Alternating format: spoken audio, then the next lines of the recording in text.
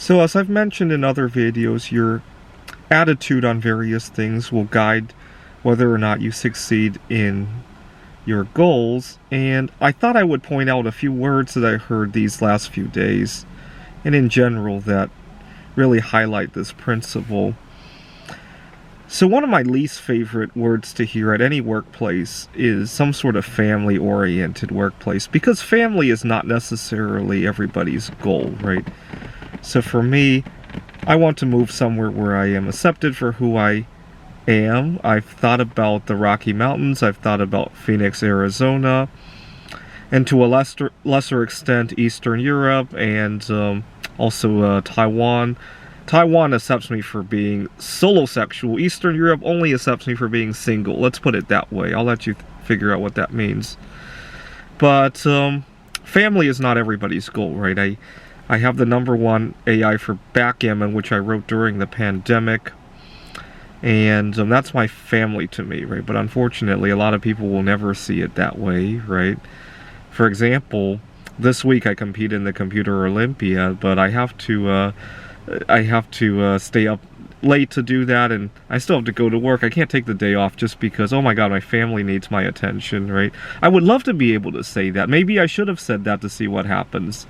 But I'm kind of new where I work now, right? Next year, if I'm still working where I am right now, I'll definitely say something to that effect to see what happens, to point out that there is other ways that people enjoy their lives, right? Now, many years ago, my dad was working as a chemical engineer at Alcoa, Aluminum Company of America, and they had events during the year, social events. We would go to Kennywood Amusement Park in Pittsburgh, Pennsylvania. Now, what really upset me, aside from the fact that it's a family event, family-oriented workplace, or what also upset me, is that when we got to the place, Kennywood had a big sign that said, "Welcome, Alcoans," like as if the people of Alcoa were like a race altogether. That really upset me. They're humans, not Alcoans, right? It made it feel like Alcoa owned them and could tell them what to do with their personal lives. It really did. I hope they're not using that word anymore. I've noticed a trend of not using words like that to describe employees of a given company, right? I've noticed that it's not as popular anymore, although it's still way overused, way overused. I really despise it. I wish I had spoken up at that point. I remember as a kid I thought it was a funny word, but now as an adult I think it's a very discriminatory word. But we've all learned not to say various pronouns, right? I don't know why it's still okay to say family-oriented workplace. It really should be an integrative workplace where your life can be integrated into your work, right? I would be okay with that word.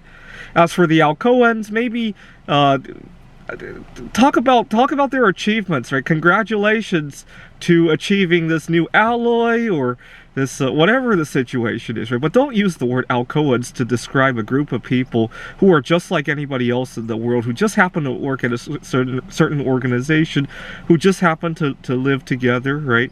But don't use the word Alcoans. Okay. Now, this past week I am on day 4 of not masturbating. I am 22 hours into another fast. Now, some people need to change even more important, even more dangerous matters, right? Some of my viewers might be quitting smoking. Now, one of my friends really drove me nuts because he wants to quit smoking, which is a good thing, but he called himself a smoker. I hate that word. Saying the word smoker kind of resigns all control of the matter out of your hands, right? You were born that way. Right. It makes it feel like an immutable characteristic, right? Like you're an Alcoan, you're always an Alcoan, and I really despise that word, right? It's similar to the pronouns, right? You smoke, right? Whether or not, even if you smoked 1 million cigarettes in your life, whether you smoked that 1,000,001st cigarette, that's your choice to make, right? You're not a smoker. Even if you smoked 1 billion cigarettes in your lifetime, you're still not a smoker, right?